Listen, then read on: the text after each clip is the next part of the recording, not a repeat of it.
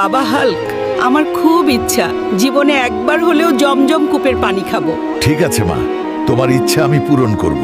জমজমের পানি আনতে হলে তো সৌদি আরব যাওয়া লাগবে, কিন্তু আমার কাছে তো সেখানে যাওয়ার টাকা নেই। এখন কি করি? যেভাবেই হোক মায়ের ইচ্ছা পূরণ করতে হবে, আর সেই ইচ্ছা আমি হালাল পথে ইনকাম করেই পূরণ করব ইনশাআল্লাহ।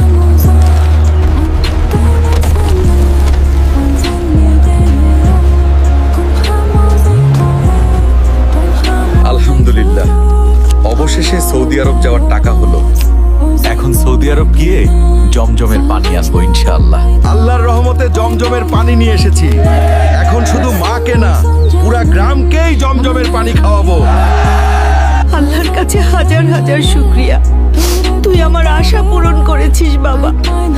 আল্লাহ তোর অনেক ভালো করুক। বন্ধুরা, মায়ের পায়ের নিচে সন্তানের বেহেশত, তাই মায়ের সাথে সব সময় ভালো ব্যবহার করবেন। ভিডিওটি ভালো লাগলে লাইক, সাবস্ক্রাইব করে সাথে থাকুন।